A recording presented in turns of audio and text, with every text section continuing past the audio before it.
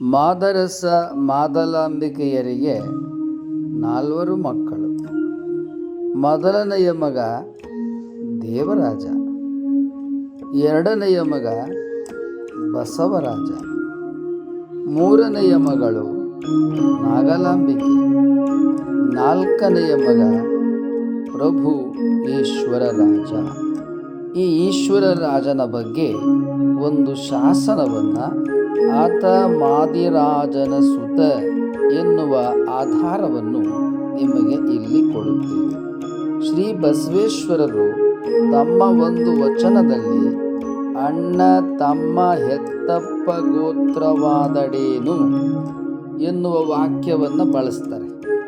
ಈ ವಾಕ್ಯದಲ್ಲಿ ಅಣ್ಣನ ವಿಚಾರ, ತಮ್ಮನ ವಿಚಾರ, ಹೆತ್ತಪ್ಪ ಮೂವರ ಹೆಸರನ್ನು ಕೂಡ ಸಂಬೋಧನೆ ಮಾಡಲಾಗಿದೆ.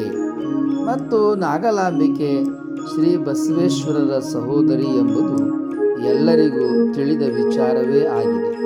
ಶ್ರೀ ಬಸವೇಶ್ವರರ ತಮ್ಮ ಪ್ರಭು ಈಶ್ವರರಾಜ ಆ ಶಾಸನವನ್ನು ನಿಮ್ಮ ಮುಂದೆ ಈಗ ಇಡುತ್ತೇವೆ.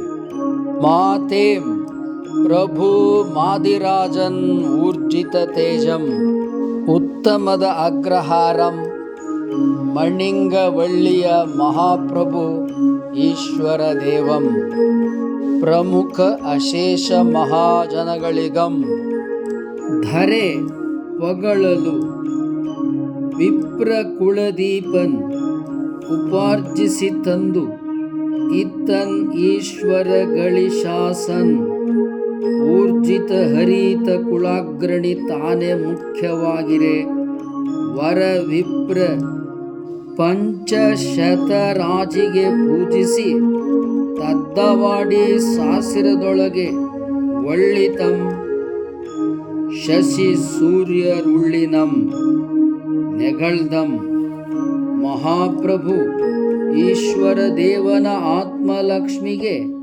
ನಿಜವಕ್ತ್ರಮಂ ವಿನುತಂ ವಾಗ್ವಧುಗೆ ಆನನಮಂ ವಿಶಾಲ ಕೀರ್ತಿಗೆ ಗಗನ ಪ್ರದೇಶವನ್ ಅಣಂ ನೆಲೆ ಮಾಡಿದನು ತತ್ತರೋತ್ತರಮ್ಮಿಗೆ ವಿಭು ಮಾದಿರಾಜ ಸುತನ್ ಉದ್ಭವ ಹರಿತ ಕುಳಾಬ್ಧಿ ಚಂದ್ರಮಂ ಅಭಿಮಾನೋನ್ನತಿ. ಈ ಶಾಸನವು ಯಾದವ ಭಿಲ್ಲಮರಾಯನ ನಂತರ ಯಾದವರ ಜೈತುಗಿಯ ಕಾಲದ ಶಾಸನವಾಗಿದೆ.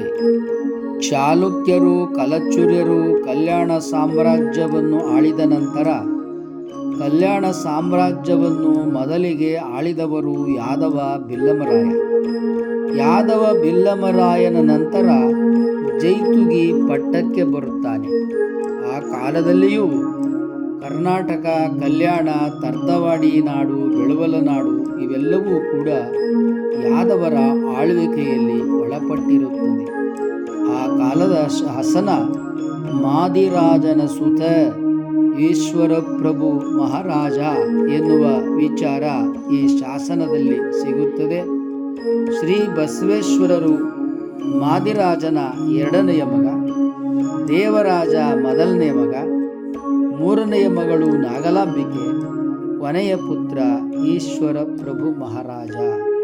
ಈ ಈಶ್ವರ ಪ್ರಭು ಮಹಾರಾಜನಿಗೆ ಮಾದಿರಾಜನ ನಂತರ ಆಳ್ವಿಕೆಯನ್ನು ಕೊಡಲಾಗಿದೆ ಎನ್ನುವುದನ್ನು 2 ಶಾಸನಗಳು ವಿವರಿಸುತ್ತವೆ. ಯಾರು ವಿಡಿಯೋ ನೋಡ್ತಾ ಇದ್ದೀರಿ ಕೂಡಲೇ ಸಬ್ಸ್ಕ್ರೈಬ್ ಮಾಡಿ. ಹಲ್ಲು ನೋವೆ ಶಿವದಂತಕಾಂತಿಯನ್ನು ಉಪಯೋಗಿಸಿ ನಗುತ್ತಾ ಇರಿ. ಕಾಲು ನೋವು, ಮಂಡಿ ನೋವು, ಪಾದ ಕಾಲು ಊತವೆ PKM ಧ್ಯಾನ ಯೋಗ ಚಿಕಿತ್ಸಾ ಕೇಂದ್ರಕ್ಕೆ ನೋಂದಾಯಿಸಿ ನಗುತ್ತಾ ಇರಿ.